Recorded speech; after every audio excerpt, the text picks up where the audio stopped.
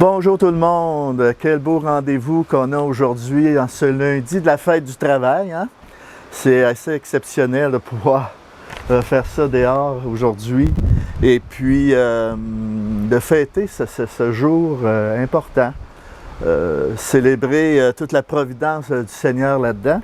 Et aujourd'hui, j'ai choisi l'Évangile en rapport avec la fête du travail. Alors, c'est dans Saint Matthieu. Alors, on se dispose à accueillir cette parole-là et qu'on puisse s'ouvrir à ce que le bon Dieu veut bien nous révéler en ce beau jour. Alors, c'est de l'Évangile de Jésus-Christ selon Saint Matthieu. Gloire à toi, Seigneur Jésus. Tu es parole de vie, tu es la source d'amour, oh Jésus-Christ, mon bon pasteur. Alléluia, alléluia, alléluia, alléluia. Gloire à toi, oh Seigneur, alléluia, alléluia, alléluia. Gloire à toi, oh Seigneur. En ce temps-là, Jésus disait à ses disciples, « Ne vous faites donc pas tant de soucis.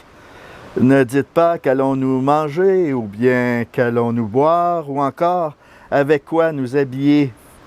Tout cela, les païens le recherchent. Mais votre Père céleste sait que vous en avez besoin. Cherchez d'abord le royaume de Dieu et sa justice, et tout cela vous sera donné par surcroît. Ne vous faites pas de soucis pour demain.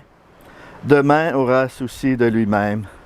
À chaque jour suffit sa peine. » Acclamons cette belle parole de Dieu. Alléluia, alléluia, alléluia.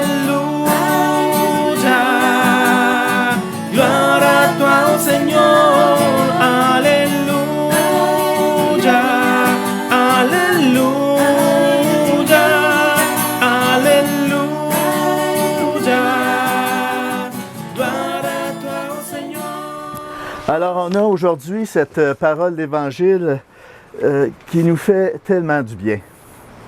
Lorsqu'on prend le temps de s'imprégner de cette parole qui veut se révéler en nous, eh bien, cette parole-là devient une lampe sur mes pas, devient en quelque sorte une lumière sur ma route. Et c'est pour ça que je dois la ruminer, la digérer. Et c'est une parole en même temps qui m'a suivi, qui m'a poursuivi depuis le jour de ma conversion. Matthieu 6, ça a été quelque chose qui m'a toujours habité. Cherchez d'abord le royaume de Dieu et sa justice. Ça a tout le temps été pour moi, au moment de ma conversion, j'étais un jeune père de famille de 26 ans. Et pour moi, ça a été un plan pour moi. Un plan, en quelque sorte, un plan de vie, j'oserais dire, avec toutes les responsabilités que j'avais à mon travail, avec mon épouse, puis les enfants. Alors, ça m'a beaucoup aidé. Ça a été une parole de sagesse pour moi. Alors, c'était ces assises-là, cette parole était comme des assises pour mon plan de vie qu'on a bâti, moi et Louise, ensemble. Alors, c'est sûr que ce qui m'a aidé là-dedans, c'est ma conversion personnelle. C'est ma rencontre personnelle avec un Christ vivant. C'est ça aussi qui est important. C'est les assises principales, c'est ça, cette rencontre personnelle que je dois vivre et revivre aussi, la renouveler sans cesse. Et cette conversion-là est à vivre à chaque jour.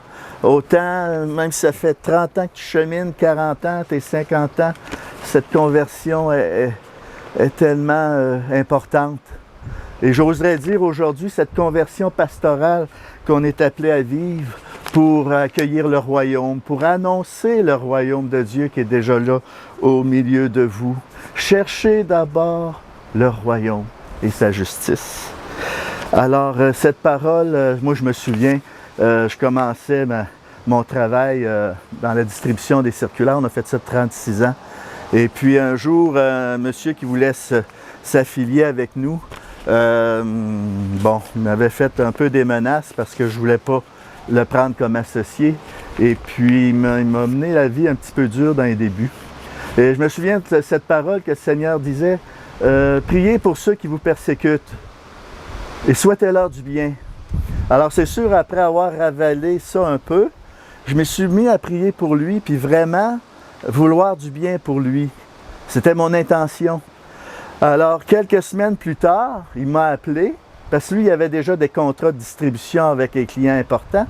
Et puis, il m'a appelé, il dit, François, il dit, je viens d'obtenir un contrat de transport, parce que lui, il était surtout dans le transport, puis il voulait multiplier ses horizons de travail. Il dit, j'ai obtenu un gros contrat de transport, je ne peux pas continuer les distributions des clients que j'ai déjà, je les donne. Alors lui, il avait quand même un client important, et puis il me l'a donné comme ça, puis écoute, depuis ce temps-là, on a toujours eu des bonnes ententes ensemble. Alors c'est pour dire que la prière est efficace. Alors je voyais dans ça la main de Dieu qui déjà me montrait des signes que quand on lui fait confiance, il vient agir dans ça. Cherchez d'abord le royaume de Dieu, le reste vous sera donné.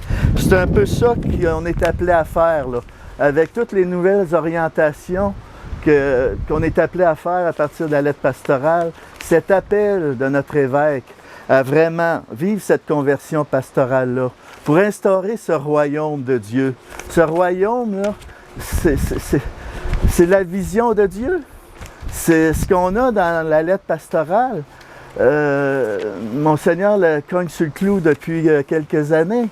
Alors, c'est ce plan qui nous est proposé pour instaurer ce royaume, qu'on puisse faire communauté ensemble. Alors, il ne faut pas regarder le train passer, hein? On a besoin tous les uns des autres pour accomplir ce beau plan de salut, ce plan qui est mis en place pour annoncer le royaume et surtout pour en faire partie.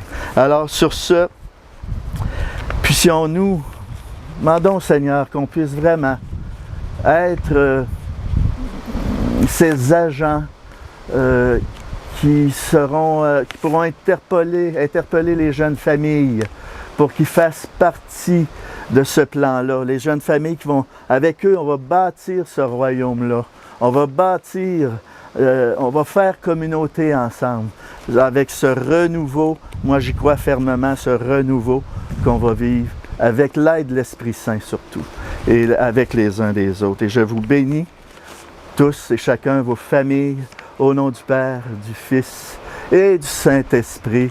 Amen. Et demeurez dans la paix du Christ. Amen.